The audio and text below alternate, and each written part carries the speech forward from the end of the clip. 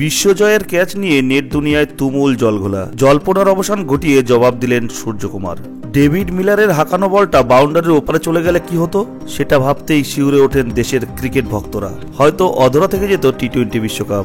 সেই টান টান উত্তেজনা ম্যাচে সূর্যকুমার যাদব ক্যাচ ধরে নিয়ে চলে যান বাউন্ডারির বাইরে, আবার সেখান থেকে ফিরে এসে তালুবন্দি করেন ক্যাচটি। বাহ, দারুণ ক্যাচ। আর সেই ক্যাচেই ইন্ডিয়ার ঝুলিতে ম্যাচ। আর সেই ক্যাচ নিয়েও বিতর্ক হয়েছে, উঠেছে নেট দুনিয়ায় তুমুল ঝড়। সমালোচকদের বক্তব্য, ক্যাচ ধরার সময় নাকি সূর্যকুমারের পা বাউন্ডারি ছুঁয়ে গিয়েছে। যদিও এই নিয়ে দক্ষিণ আফ্রিকার ক্রিকেটার বা প্রাক্তন তারকারা কোনো আপত্তি দেখাননি, কিন্তু তাতেও বিতর্ক বন্ধ করেনি একাংশ।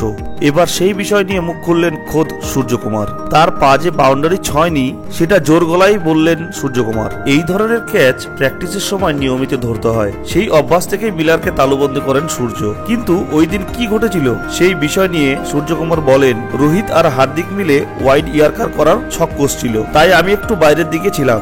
আমার মাথায় ঘুরছিল যেভাবে হোক ক্যাচটা ধরতে হবে। রোহিত ভাই সাধারণত লং অনে দাঁড়ান না, কিন্তু সেই মুহূর্তে রোহিত ভাই ওখানে ছিল। যখন বলটা আসছিল তখন আমরা একে অপরের দিকে তাকাই। প্রথমে ভেবেছিলাম বলটা ধরে ভিতরে কাউকে ছুড়ে দেব, কিন্তু তখন ওখানে কেউ ছিল না। আর ওই 4-5 সেকেন্ডে যে কি হয়েছে তা আমি ব্যাখ্যা করতে পারবো না। সত্যি ওই 5 সেকেন্ডের জন্য আমি আজীবন কৃতজ্ঞ থাকবো। তারপরই শুভেচ্ছার ঢল নেমেছে। বহু মানুষ তাকে বার্তা পাঠিয়েছেন, কিন্তু বাউন্ডারি লাইনে যে তার পা স্পর্শ করেনি সেটা সূর্য নিশ্চিত। তিনি জানান, যখন বলটা ভেতর দিকে ঠেলে দেই তখন আমি জানি আমার পা লাইনের দড়ি ছয়নি। সেটার সম্বন্ধে আমি সম্পূর্ণ সচেতন ছিলাম। ওই ক্যাচটা নিয়ে কোনো বিতর্ক নেই। সোশ্যাল মিডিয়ায় নিন্দুকদের এইভাবেই চুপ করিয়ে দিলেন সূর্যকুমার।